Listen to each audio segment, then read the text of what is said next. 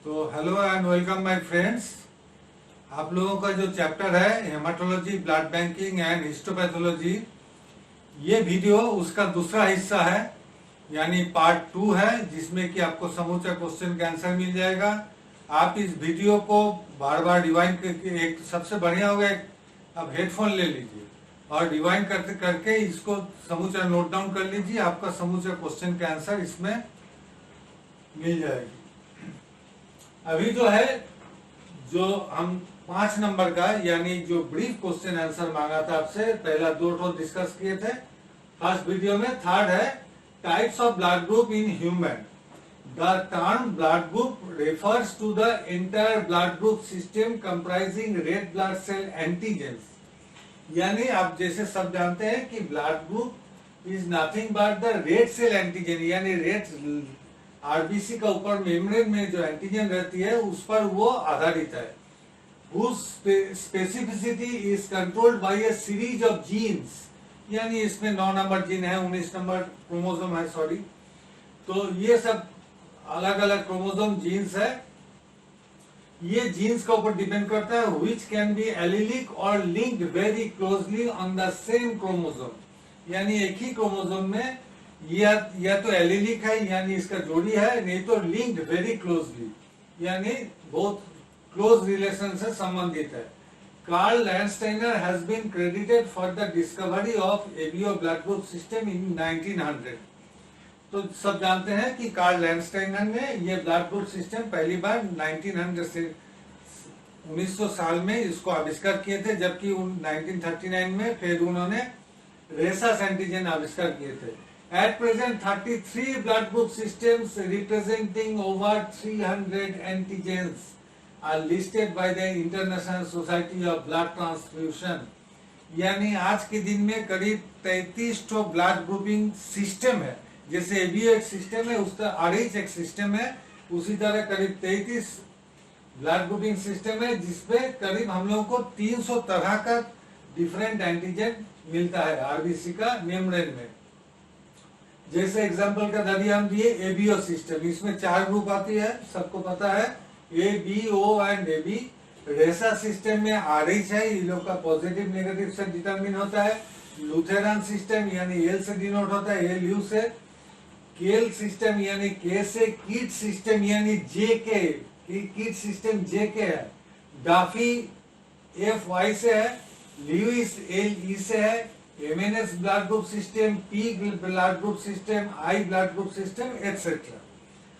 फिर A group in ABO subdivided into A group, जबकि ABO group system में ABO A group को सब डिवाइड करते हैं हम A1 और A2, एंड कोरेस्पॉन्डिंगली एबी ग्रुप का भी A1 and A2B, A1B and A2B। So 3 number question हो गया। 4 नंबर क्वेश्चन में आपको पूछ रहा है कि pH of serum and plasma, pH of serum और प्लाज्मा कैसे इसको डिटरमिन होगा। Acidosis and alkalosis describe the abnormal conditions that result from an imbalance in the pH of the blood caused by an excess of acid और alkali respectively. यानी blood में जब imbalance हो जाती है पीएच का, तब या तो ब्लड एसिडिक बन जाता है या तो एल्काली, जिस कंडीशन को हम लोग बोलते हैं acidosis and alkalosis. Normal blood pH must be maintain with in a narrow range, इसका रेंज देखिए कितना छोटा है, narrow. Typically 7.35 to 7.45 to ensure the proper functioning of metabolic processes.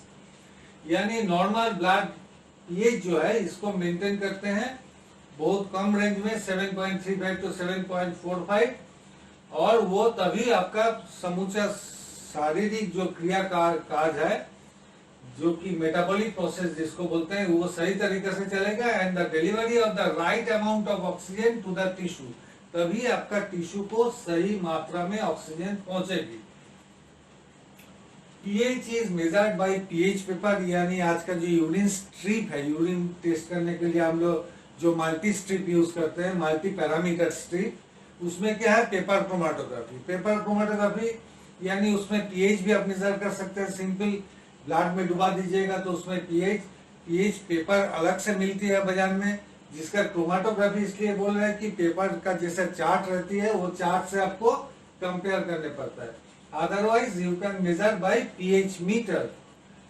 Now reading less than 6.5 and more than 7.5 are very threatening. का है कि blood का pH है 7.35 टू 7.45, सो 6.5 से नीचे 7.5 से ऊपर वेरी थ्रेटनिंग है, लाइफ थ्रेटनिंग।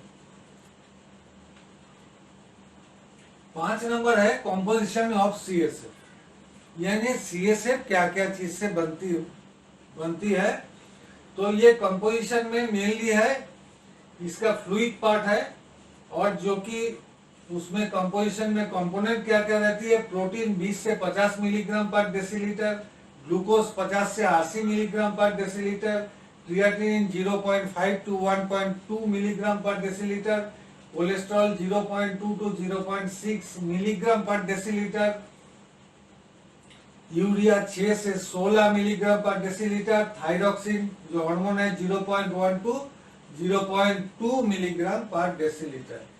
अब आयरन है 1.2 मिलीग्राम 1 टू 2 मिलीग्राम पर डेसीलीटर, और बाकी कुछ आयन्स है, जबकि सोडियम आयन है 144 टू 154 मिली मोल पर लीटर। ये मिली मोल पर जितना आयन है उसका सबका मिली मोल पर लीटर में है, और जो अदर कंपोनेंट्स है उसका सब mg पर dl में है। तो सोडियम है 144 to 154, potassium 2.0 to 3.5, chloride 118 to 132, bicarbonate HCO3 minus 18 से 22, calcium double plus 2.0 to 2.5, magnesium double plus 2.0 to 2.5 millimole per litre. अब चलते हैं 6 नंबर में। 6 नंबर पर पूछ रहा है कि ऑर्गेनाइज ए ब्लड बैंक, यानी एक ब्लड बैंक अगर आपको बनाने बोलते हैं तो उसको कैसे क्या क्या चाहिए होती, उसमें क्या क्या चाहिए, यानी आपको ब्लड बैंक का विषय में एकदम टू दी पॉइंट नॉलेज होना जरूरी है। Blood bank in a compact unit, blood bank is a compact unit where blood accepted from donors, यानी ब्लड बैंक होती है एक कॉम्पैक्ट यूनिट, मतलब ब्लड बैंक में घुसने के बाद पूरा प्रोसेस होती है, तो जहां की डोनर का ब्लड एक्सेप्ट किया जाता है एंड प्रोसेस, इसके बाद ब्लड को प्रोसेस करते हैं, जहां की हम लोग उसका कंपोनेंट को अलग अलग कर लेते हैं, फिर स्टोर करते हैं and finally issue to needy patients on recommendation of doctors, यानी डॉक्टर का चाहने पर वो नीडी पेशेंट को दिया जाता है। अब ऑर्गेनाइजेशन का मतलब क्या है? Organisation is a systemic bringing together, यानी ऑर्गेनाइजेशन है जिसको ब्रिंगिंग टुगेदर, सब चीज को इकट्ठा करना। क्या क्या चीज को? Of independent parts to form a unified whole through which authority coordination and control may be exercise, यानी इसमें जो ब्लड कोई भी सिस्टम हो, लैब हो चाहे ब्लड बैंक हो, उसमें अथॉरिटी होती है, कुछ कोऑर्डिनेटर्स होते हैं, कुछ जो लैब को कंट्रोल करते हैं, ये सबको इकट्ठा करना may be exercise to achieve a given purpose, यानी कोई एक गिवन पर्पस, एक गोल के लिए इसको हम लोग करते हैं। The following points to be followed strictly, क्या क्या होना चाहिए देखिए आप। 1 नंबर सबसे बड़ा है लोकेशन। ब्लड बैंक का लोकेशन क्या होगा, मतलब हॉस्पिटल का किस हिस्से में ब्लड बैंक होगा, जबकि माना जाता है कि कम से कम जितना वार्ड्स होगी उसका मिडिल हिस्से में और कम से कम ग्राउंड फ्लोर में होना जरूरी है, क्या है कि उसमें ज्यादातर डोनर्स आते हैं, नहीं तो डोनर्स पूरा हॉस्पिटल घूमने लगेंगे तो डोनर भी भाग जाएंगे और दूसरा पेशेंट भी इन्फेक्ट हो जाएंगे। और उसका डिजाइन क्या होगी, डिजाइन में क्या क्या रूम दरकार है वो सिलसिलेवार तरीके से हम पर लगातार लिखते गए। रिसेप्शन रूम, पहले डोनर आया उसका रिसेप्शन, फिर डोनर स्क्रीनिंग रूम, डोनर को हम स्क्रीन किए कौन देने लायक है कौन देने लायक नहीं है। इसके बाद काउंसलिंग, यानी यहाँ पर प्रोफेशनल है कि विलिंगनेस है, मतलब अपनी इच्छा से आया। उसके बाद मेडिकल एग्जामिनेशन करते हैं, उसके बाद डोनेशन रूम जहां वो ब्लड डोनेट करेंगे, फिर रिकवरी एंड रिफ्रेशमेंट रूम, अब जो डोनर ब्लड दिए उनको रिकवरी करने के लिए और रिफ्रेशमेंट करने के लिए अलग रूम।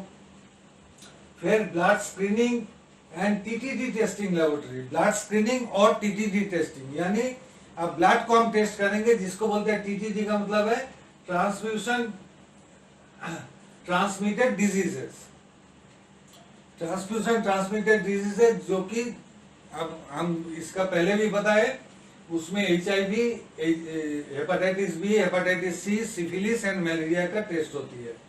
फिर ब्लड प्रोसेसिंग रूम, इसके बाद आएगा ब्लड स्टोरेज रूम, इसके बाद सेरोलॉजी रूम जहां ब्लड का क्रॉस मैचिंग होगा, पेशेंट का साथ क्रॉस मैचिंग होगी। Lab records and delivery room जहां से ब्लड को डिस्पैच होगा पर्टिकुलर वार्ड के लिए या नहीं तो दूसरा हॉस्पिटल के लिए।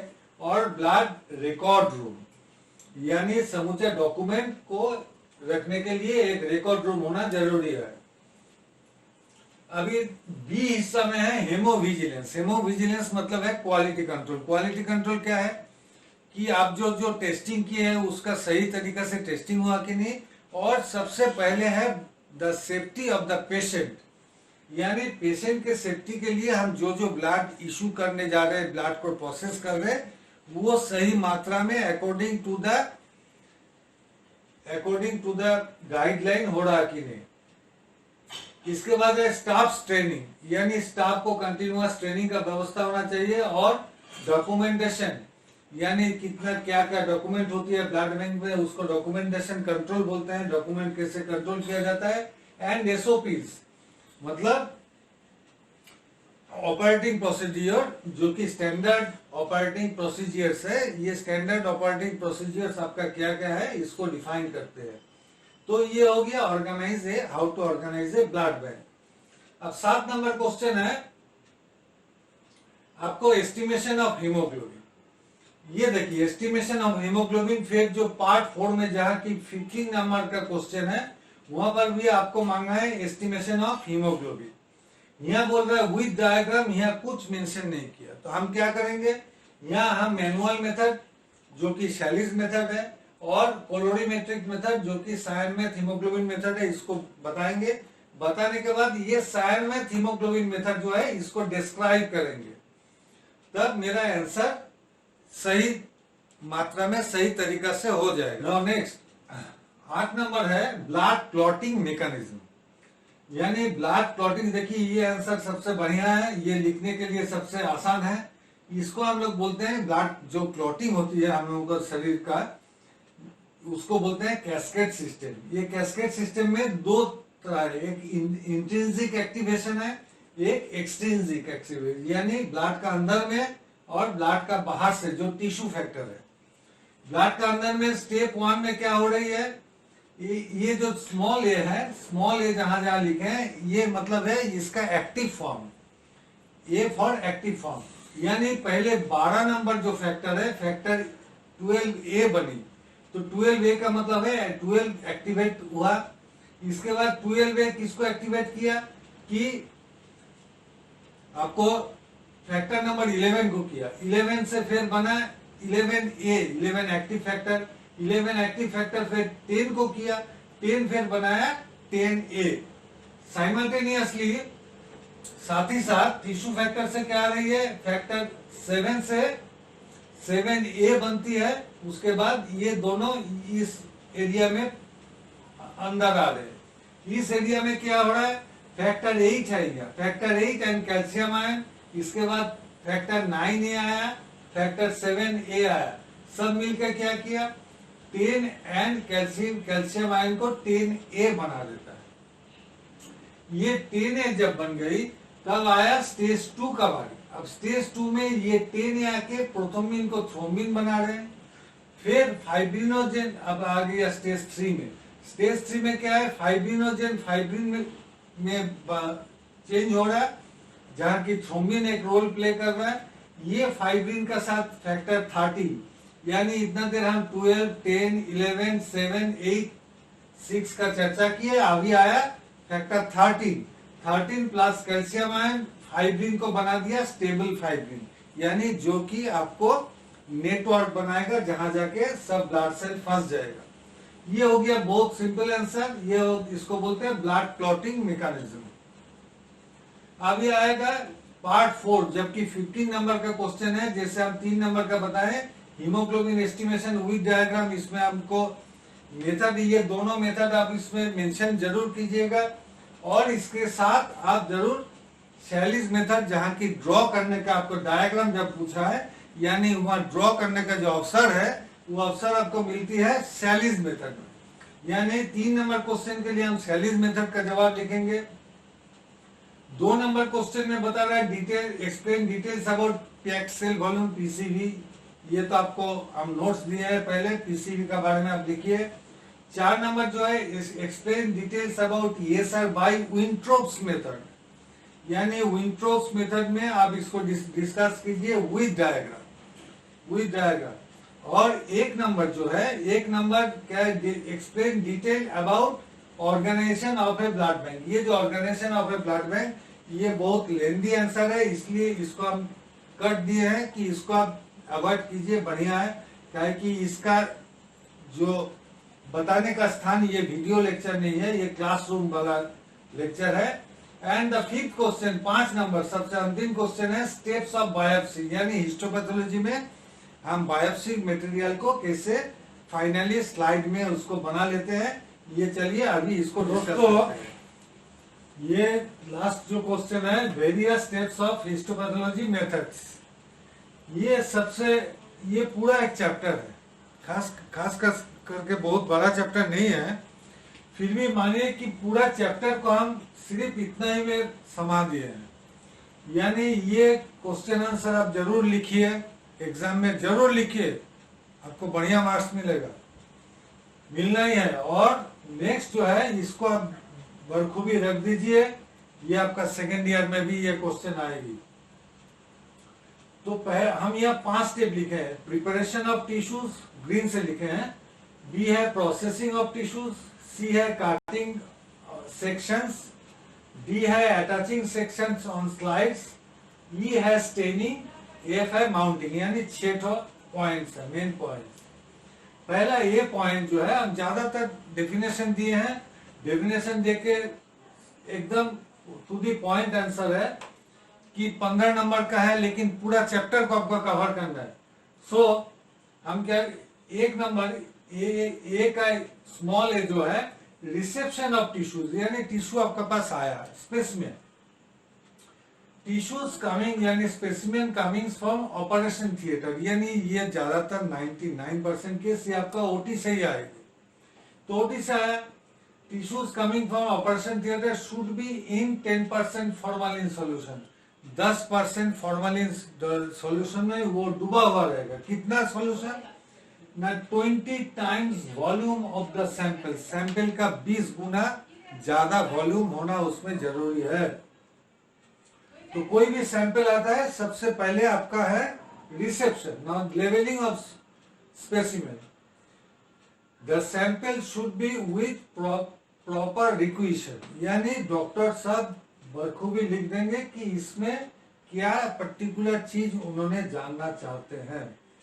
तो इसको बोलते हैं रिक्वेशन, जो डॉक्टर लिखते हैं, जो टेस्ट लिखते हैं, एडवाइस करते हैं। जैसे ब्लड टेस्ट तो नहीं ना डॉक्टर लिखते हैं, उसमें दे देते हैं ग्लूकोज चाहिए कि कोलेस्ट्रॉल उनको चाहिए कि बिलिरुबिन चाहिए कि सीबीसी चाहिए, complete blood count. Next, the sample should be with proper requisition, receive the sample, sample को रिसीव किए, level with unique lab ID. अब नहीं, आप पेशेंट का नाम पीछे चला गया, अब आया लेबोरेटरी का जो नंबर, आपको एक तो नंबर होगी जरूर हर एक सैंपल के लिए, वो नंबर आप उसमें अटैच कर दिए। अभी क्या है, नंबर सी स्टेप है fixation. It is the process of killing and hardening tissue, यानी आप टिश्यू को हम किल कर रहे हैं, मार रहे हैं, हार्डन कर रहे हैं, उसको कड़ा बना रहे हैं, while restoring anatomical texture. Texture मतलब किसी का जो आकृति होता है, जो कॉन्फ़िगरेशन, एनाटोमिकल यानी टिश्यू जैसा है वैसे ही रखेंगे, लेकिन उसको मार देंगे और क्या करेंगे, उसको हार्ड कर देंगे। Fixative is the chemical use for fixation, यानी जिस सामान के जरिए, केमिकल के जरिए हम फिक्सेशन करते हैं उसको बोलते हैं फिक्सेटिव। कॉमन फिक्सेटिव क्या है? 10% फॉर्मालिन, जो कि हम पहले आपको आया, लेकिन फिर भी आपको चेंज कर लेना है। कहे कि वो लोग कैसे बना के दिया, क्या दिया, आपको चेंज करना है 10% फॉर्मालिन और बाफा और नहीं तो बाफा न्यूट्रल फॉर्मालिन सॉल्यूशन में डुबा देना है। स्पेशल फिक्सेटिव क्या है? कुछ स्पेशल टेस्ट जब डॉक्टर मांगते हैं तो मेरा स्पेशल फिक्सेटिव का तब चर्चा आएगी, इसलिए वो चैप्टर बड़ा है कि Zenker's fluid, Bouin's fluid, Carnoy's fluid, Zenker's fluid, Bouin's fluid, Carnoy's fluid, 20 times of sample to be used. यानी फिर वही वाला मामला कि सैंपल का जितना वॉल्यूम है उससे 20 गुना ज्यादा वॉल्यूम। अभी आया, नेक्स्ट आया, ये तो फिक्सेटिव दे दिए, ये फिक्सेटिव में रहती है, ये टाइम हियर हम डिनोट नहीं किए, ये फॉर 12 to 24 आवर्स ये फिक्सेटिव में डुबा हुआ रहेगा। नहीं तो आप 6 आवर्स में भी प्रोसेस कर सकते हैं, जैसे जैसे दरकार पड़ता है। फिर है नेक्स्ट है डी है ट्रिमिंग, यानी काटना, ट्रिम करना। जैसे अब शेविंग तो पूरा दाढ़ी खत्म कर देना है। ट्रिमिंग जो होता है, जो मुझसे को ज्यादातर आदमी ट्रिमिंग करता है, यानी छांट के सही शेप में डाला, यानी trimming and gross examination. Gross examination क्या है कि डॉक्टर साहब उस टिश्यू का एनाटॉमी जो है, जो उनको नेकेड आई से देखने को मिल रहा है, वो नोट डाउन करेंगे। क्या करेंगे? The whole specimen is studied by the pathologist, यानी इस समय आपका रोल नहीं है, ये पैथोलॉजिस्ट का रोल है। And then trim the suspected portions, और उनको जो वो पूरा, मानिए कि एक अपेंडिक्स काट के आया, कोई गॉल ब्लैडर आया, तो उसमें उनको खाली आंख से देख के कुछ पता चलता है कि ये सस्पेक्टेड एरिया है, यानी ये कैंसर हो सकता है, लिम्फोमा हो सकता है। तो जो भी वो सस्पेक्ट करेंगे उस एरिया को काट के देंगे, फिर उसको लेबलिंग हमको कर लेना है। तो ये हो गया नंबर डी। नंबर ई में क्या है? डी कैल्सिफिकेशन, यानी it is the process of removal of calcium from the bony tissues, यानी जो हड्डी, जैसे हड्डी आया कोई काट के, कोई टीथ आया, दांत आया, तो उसमें वो तो कैल्शियम है, इसलिए वो टिश्यू हार्ड है, तो उसमें से कैल्शियम हटा देना है। कैल्शियम हटा देने से क्या होगा? वो टिश्यू नरम हो जाएगी, जो कि स्पॉन्जी लगेगा आपको। Decalcifier is the chemical use for the decalcification, यानी कैल्शियम को हटाने के लिए हम जो यूज कर रहे हैं उसको हम बोल रहे हैं डीकैल्सिफाइंग एजेंट, नहीं तो डीकैल्सिफायर। ये क्या है? एग्जाम्पल गिवन 5% नाइट्रिक एसिड और 5% hydrochloric acid. Decalcification is done by immerse the specimen for 1 to 4 days followed by washing। बहुत देर तक इसको वॉशिंग करने पड़ता है, क्योंकि उतना देर वो 1 से 4 दिन तक एसिड में डूबा हुआ रहता है, और उसको हमको डेली चेक करने पड़ता है उसको कैल्शियम घटा कि नहीं। वो जस्ट एक नीडल भोग के हम देख लेते हैं कि वो उसमें से स्पॉन्जी हो गया कि नहीं टिश्यू, माने काटने लायक हुआ कि नहीं। हड्डी को तो आप स्लाइस नहीं बना सकते हैं ना, पतला पतला स्लाइस बनाना होगा। The other method is by electrolytic method. Other method electrolyte, यानी यहाँ पर हम समूचा चीज मेंशन कर दिए, लेकिन इन वेरी शॉर्ट आपको लिखने में सुविधा होगा इस तरीके से। बी है प्रोसेसिंग ऑफ टिश्यू, टिश्यू को प्रोसेसिंग, यानी पूरे इसको समझ लीजिएगा। आपको हिस्टोपैथोलॉजी के बारे में तो करीब 60 to 70% आइडिया आ जाएगी, बाकी तो क्लास में हो जाएगा। प्रोसेसिंग ऑफ टिश्यूज, टिश्यू को कैसे प्रोसेस करते हैं, देखिए हम 4 तो बोल्ड मार्क लगाए लाल से।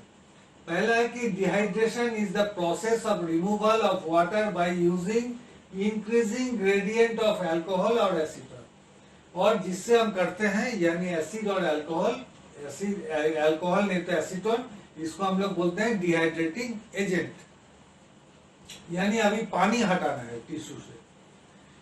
फिर है एम्बेडिंग, यानी embedding is the process of enclose the tissue in a mass of embedding media that is liquid paraffin, जो कि ठंडा हो जाने पर जम जाएगी, यानी वो एक आधार, जो पैराफिन एक आधार पर उसको इनक्लोज करना, उसको भर देना टिश्यू को, इसको बोलते हैं एम्बेडिंग।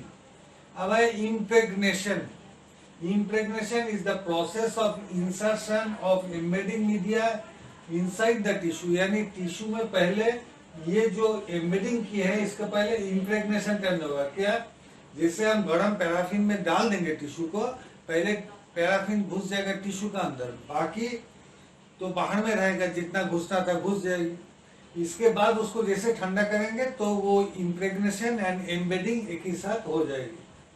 अब clearing. Clearing is the process of cleaning alcohol acetone from the tissue, यानी डिहाइड्रेशन के बाद क्लियरिंग होगी, फिर इम्प्रेग्नेशन, फिर एम्बेडिंग। तो इसको बढ़िया होगा, इसको नंबर वाइज कीजिएगा। ये 1 होगी, ये 2 होगी, ये 3 होगी, ये 4 होगी। ठीक है, हम आगे पीछे लिख दिए हैं। तो इसमें देखिए प्रोसेस क्या है। ये वाला लाल कली से हम लिखे हैं रेडिंग से, इसमें यही छोट 6 पॉइंट है, इतना आपको याद रखने होगा कि अल्कोहल 80% अल्कोहल में हम कितना देर डुबो के रखते हैं? 1 घंटा से 2 घंटा। 1 से 2 घंटा बाद उठा के हम अल्कोहल 95% में वो टिश्यू को डाल देते हैं। 1 से 2 घंटा करके 2 बार चेंज होती है, यानी 95% for 1 to 2 hours, again 95% for 1 to 2 hours. 3 number क्या है? Alcohol 100% free changes.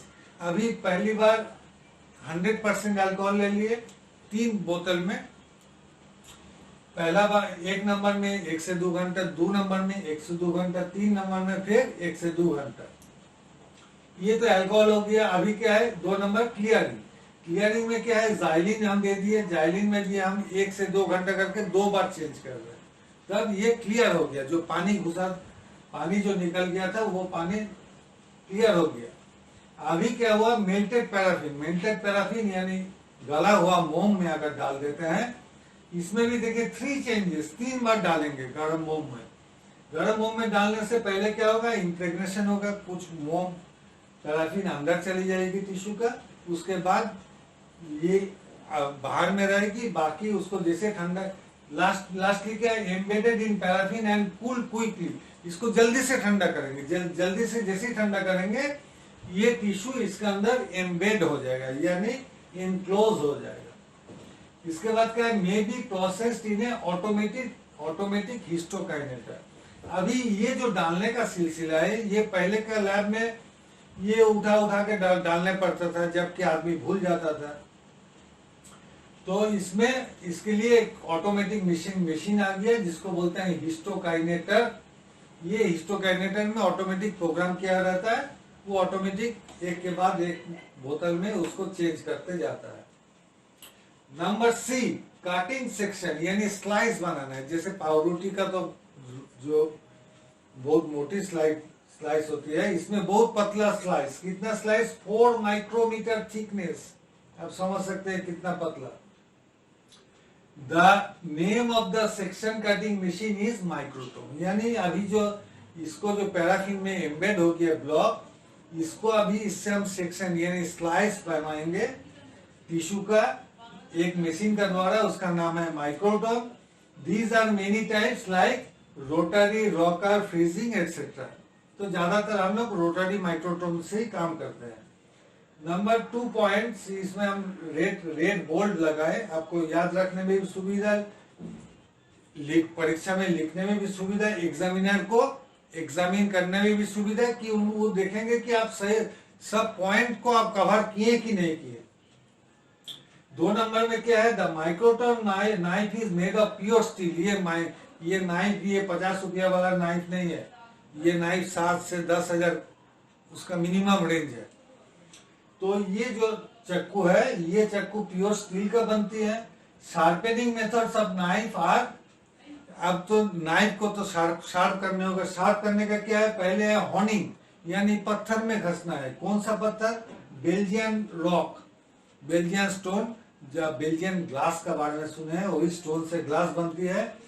तो उस स्टोन में उसको घसना है। घसने का भी तरीका है जिसको हम लोग बोलते हैं होनिंग्स मेथड। और वो घसने के बाद उसको हम पॉलिश करते हैं। जैसे आपको सैलून वाला करता है क्या, polishing on a piece of leather, जिसे पॉलिश करता है सैलून वाला, उसी तरह आपको उस मेथड का नाम है स्ट्रॉपिंग्स। खैर आपको सैलून वाला वो मेथड का नाम नहीं जानते हैं, आप जानते हैं। तो स्ट्रॉपिंग्स मेथड में क्या करते हैं, वो लेदर में हम उसको घस लेते हैं। 3 नंबर है, the section should be preferably be 4 micrometre in thickness. ये 4 माइक्रोमीटर का थिकनेस में होना चाहिए। Immediate to be transferred in a hot water bath. ये अभी तो पैराफिन जमा हुआ है, मोम जमा हुआ है चारों तरफ, अंदर में भी, इसलिए अभी जो स्लाइस बना, ये स्लाइस को हम हॉट वाटर बाथ में दे देते हैं। हॉट वाटर में क्या होगी, मोम गल जाएगी। अभी डी यानी 4 number, attaching section on slide. अब ये स्लाइड पर ये सेक्शन को चिपकाना है। सिंपल चिपकाना का मतलब इंग्लिश में बोलते हैं एडेशन। तो adhesion is the process of attaching sections on slide bye adhesive. Adhesive जो ग्लू होती है, जो आप लोग फेविक्विक यूज करते हो, तो उसी तरह यहाँ हम अलग एडेसिव यूज करते हैं। इसको बोलते हैं मेयर्स एग एल्बुमिन, यानी अंडे का जो सादा हिस्सा होता है, जो प्रोटीन, वो प्रोटीन 50%, उसके साथ 50% ग्लिसरीन मिला के ये बनती है मेयर्स एग एल्बुमिन। ये मेयर्स एग एल्बुमिन स्लाइड पर उसमें देके हम उस पर टिश्यू को चिपका देते हैं। एक camel brush is essential for pulling tissue slices on the slide from the water bath. अभी इसको जो आपको स्लाइड में जो लाना है, ये तो वाटर बाथ में जो तैर रहा है, ये वाटर बाथ में जो तैर रहा है टिश्यू, उसको पुल करने के लिए यानी खींचने के लिए हम एक कैमल ब्रश, जिससे आप कलरिंग करते हो ड्राइंग पर, उस तरह ब्रश से हम उसको खींच के लाते हैं और स्लाइड पर सही जगह में बीच में उसको चिपका देते हैं। अभी है स्लाइड का drawing method. Dry the slides in slide warmer for 15 to 30 minutes. यानी स्लाइड गर्म करने का भी मशीन है, उसमें 15 से 30 मिनट रख देते हैं। और नहीं तो और एक उपाय है कि फॉर ओवरनाइट, अगर हम स्लाइड वार्मर अगर यूज नहीं करते हैं, इसको हम फॉर ओवरनाइट यानी खुली हवा में हम ओवरनाइट रात भर के लिए छोड़ देते हैं। Now section E staining. ये स्टेनिंग बहुत लंबा प्रोसीजर है। हेमाटोलॉजी हिस्टोपैथोलॉजी में आपको जो सीखना है, ये है मेन है स्टेनिंग। इसमें करीब 15 से 20 तरह का स्टेनिंग आपको सीखने पड़ता है। ये 15 से 20 तरह का अगर आप हिस्टोपैथोलॉजी लैब में ही काम करना चाहते हो, नहीं तो आपको कम से कम एची स्टेन, जिसको हम लोग बोलते हैं हेमाटोक्सिलिन योसिन स्टेन, ये इतना भर तो आपको सीखना ही होगा। Routinely hematoxylin यानी HE stain is used apart from many special stains। यानी डॉक्टर साहब अगर उनका स्पेशल कुछ मांग होती है, तो उस समय हमको स्पेशल स्टेन का यूज करना पड़ता है। उस समय हम स्पेशल स्टेन यूज करते हैं। नॉर्मली HE स्टेन में न्यूक्लियाई जो है वो ब्लू कलर की होती है, साइटोप्लाज्म पिंक कलर की आपको देखने मिलेगा। इतना ही बार देख के आपको छोड़ देना है। ये जांच करेगी आपका पैथोलॉजिस्ट, आपको इतना देखना है कि ये सही न्यूक्लियाई ब्लू हुआ कि नहीं, साइटोप्लाज्म पिंक हुआ कि नहीं। And the last point is mounting. Mounting को क्या है, making the slide permanent by using A mounting media. अब स्लाइड को परमानेंट बनाना है, काहे कि इस पर हिस्टोपैथोलॉजी का स्लाइड पर कॉमनली चैलेंज होना, ये बहुत कॉमन फेनोमेनन है। यहाँ देखा है, यहाँ कैंसर बोल दिया, वेलोर में ले गए, वेलोर वाले बोले नहीं कैंसर नहीं है, तो वो स्लाइड पेशेंट पार्टी को हैंडओवर होता है और वो पेशेंट पार्टी उसको संभाल के रखते हैं। उनको अगर डाउट होती है तो वो जगह जगह 2, 3, 4 ओपिनियन ले सकते हैं। तो ये जो परमानेंट स्लाइड बनाने के लिए हम एक माउंटिंग मीडिया यूज करते हैं, जिसको नाम है DPX mountain. DPX mountain is called mounting, यानी इस प्रोसेस को हम बोलते हैं माउंटिंग।